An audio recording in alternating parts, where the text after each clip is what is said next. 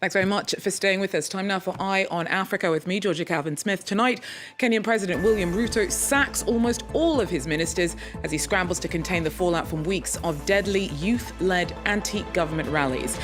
Also, a new contender on Central African Republic's bear market uses hot tactics to go after drinkers. Promoters behind the Russian-brewed Africa Tilor are accused of strong-arm tactics to try and edge out the competition. And a large percentage of the world's workforce will be African by 2050. But the continent needs more jobs and more strategic investment if it's to match the potential and expectation of its greatest asset, which is its people. We get a breakdown on a way forward from the head of the development division of the OECD. But first, Kenya's president has dismissed the majority of his cabinet. Thursday's drastic move followed weeks of violent anti-government protests that started over plans to raise taxes. Unrest that is the most serious crisis of William Ruto's administration.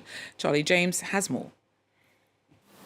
Bowing to weeks of protests, Kenya's president dismisses almost his entire cabinet. I have today decided to dismiss with immediate effect all the cabinet secretaries and attorney general of the Republic of Kenya, of the Cabinet of Kenya. Only the prime cabinet secretary, foreign minister, and deputy president have been spared. Ruto says he decided on the dismissals after listening carefully to the people of Kenya. Last month, what began as peaceful rallies over steep tax increases turned into widespread anti-government protests. At least 39 people died in clashes with police, Parliament was set on fire, and there have been calls for Ruto to resign.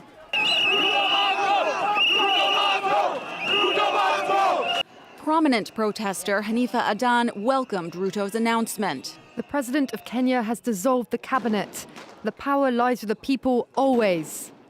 President Ruto says he will immediately engage in extensive consultations to form a broad-based government with the goal of improving the economy, increasing job opportunities, and slaying the dragon of corruption. Consequently, making the government of Kenya lean, inexpensive, effective, and efficient. This is Ruto's latest attempt to end the most serious crisis of his presidency. Well, schools have been closed and at least 4,500 people forced out of their homes by flooding and storms that have battered Cape Town in South Africa since late last week. The extreme weather has ripped roofs off houses, damaged at least 15,000 buildings since. Thursday's winds added to the danger by bringing down electricity poles amidst the deluge. 3 major rivers in the province have burst their banks, and authorities are considering the controlled release of water from some dams as a precautionary measure to prevent them from overflowing and causing even more damage. Now, Rwandans head to the polls next Monday for an election that's expected to see President Paul Kagame cruise into a 4th term. Now, he's run the country since ending the genocide in 1994, in which around 800,000 Tutsis and their supporters were killed. Now, although Rwanda's become a regional financial hub since then, Kagame is also accused of cracking down on dissent and silencing opponents. Victoire Ingabire was imprisoned for 8 years for genocide denial. She had hoped to challenge Kagame in the July 15th polls, but the courts refused her request to do so. She's spoken to France 24 and slammed the lack of opposition to Kagame and accused the courts of playing their part in brutally squeezing out Rwanda's political space. When you challenge the government's narrative, when you criticize the government's policies, you're considered as an enemy of the country. So there's a chance that you'll be imprisoned or that you'll just disappear. Several members of my party are missing, and to this day, we don't know what happened. Some of them have even been murdered. We don't know what happened, who murdered them. There is no justice. There are only a few voices, a few candidates, so we're depriving the Rwandan people of their right to choose their leaders freely and transparently. That's why I say that we should not put a limit on those who can run for the elections.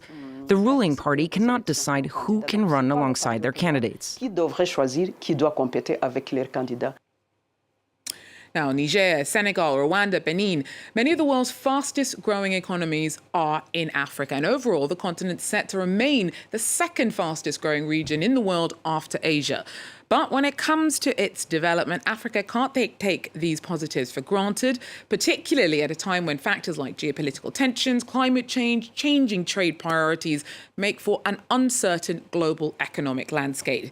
And both on and off the continent, there's a lot riding on African potential, particularly when it comes to its young people. So for a closer look at all of this, I'm now joined by the OECD's Development Chief, Ragnheiour Arnadottir. Raga, thanks so much for coming in to break this all down for us.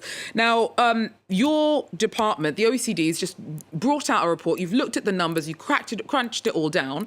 And on one side, we see that Africans are more educated than ever. Growth for the continent's not looking too bad, expected to get better, outpacing at the global average by 2025. On the other hand, you're still worried about the continent's economies not keeping up with African expectation and evolution. Mm-hmm. So why are you so worried? And what needs to be done to make sure you keep the good and get rid of the not so good? No, exactly. You're absolutely right that the growth potential for Africa is very good.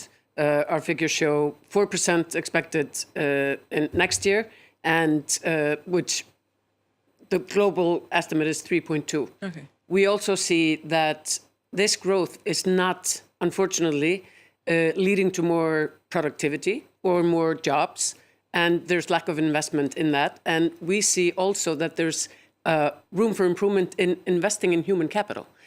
And that is why this report that we at the OECD Development Centre with the African Union Commission just launched last week in Tunisia, we focus that on the economics of skills, productivity and jobs, mm-hmm. and the need to find ways to take the potential and deliver into more productivity.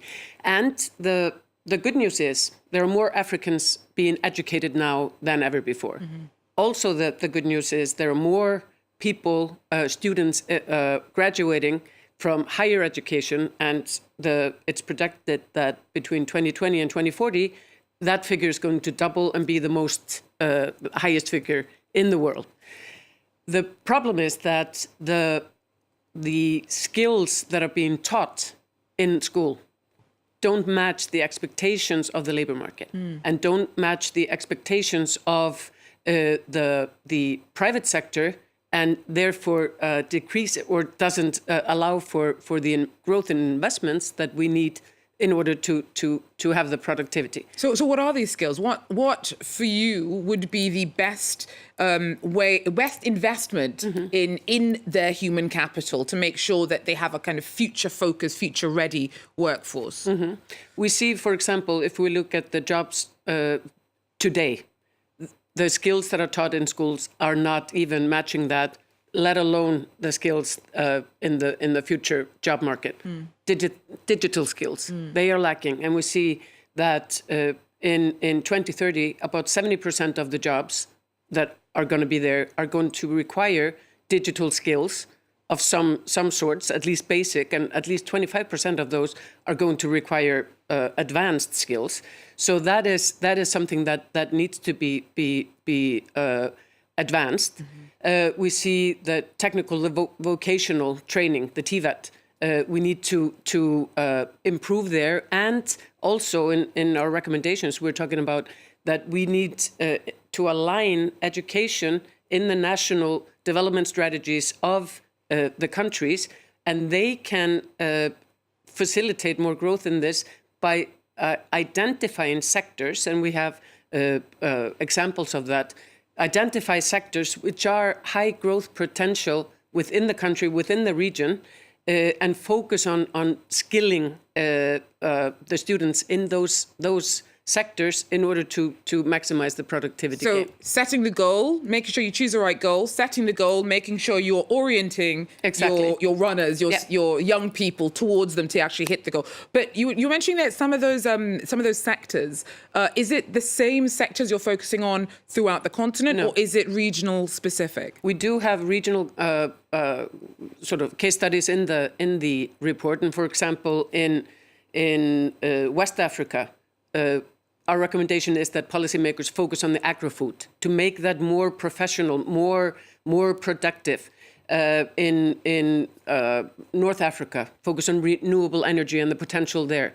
Southern and Central Africa to focus on mining because there are huge growth potentials there, and etc. So to find the competitive advantage of each region and then also to align it to have regional integration, because there's another side of this coin, which is brain drain.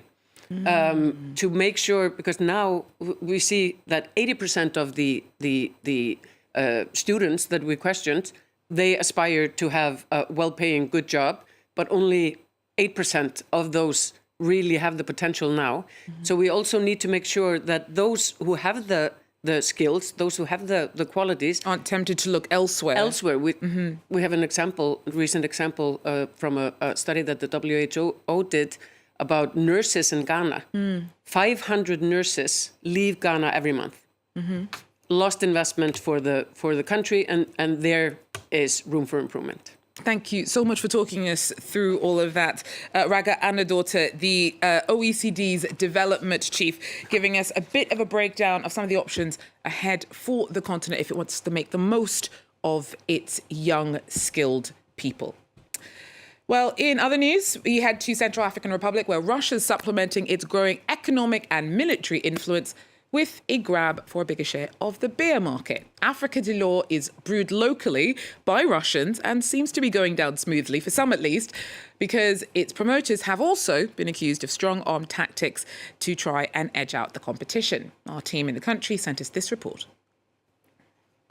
There's a celebratory mood at the headquarters of the Mocaf brewery in Bangui. The French company is launching a new product and is leaving nothing to chance. It's even using female influencers for the first time. On the other side of town, members of the Wagner mercenary group have opened a bar dedicated to their own newly created beer, Africa de l'Or. Its promotion has been intense as Wagner tries to edge out its rivals. Both Africa de l'Or and Mocaf have their followings. I've been a fan for a very long time. Our grandparents drank it, our parents drank it, and I fell into it. We like ATO because the alcohol content is a bit high, which is why we like it. Known as the Russian beer, Africa de l'Or is distinctive for its unusual plastic bottle, hefty 9% alcohol content, and promises that customers might find gold under the bottle top. But promoters are also suspected of using far more aggressive methods. Wagner was even accused of being behind an arson attack on the Castor warehouse in March 2023. We haven't had any explanations on the subject. We've simply taken the bull by the horns and resolutely put in place the means to prevent this from happening again. The Russians try to win over some retailers by gifting them fridges and TVs. They also openly carry weapons. They're a bit brutal. I won't let them intimidate those who work for me, because one day they tried. While Africa de l'Or sales are still far behind that of Mocaf, Russian influence continues to grow in the country. And finally, Eritrea's Binyam Girmay's clocked another big win at the Tour de France, coming in first for stage 12 in a mad dash for the line on Thursday. It's his third triumph so far after he became the first black African to win a stage on the Tour earlier in this year's edition, and then was first again at stage 8. So he's doing pretty well. That, though, unfortunately, is all we have time for Eye on Africa. Thanks for joining us, though. Do so again. Take care.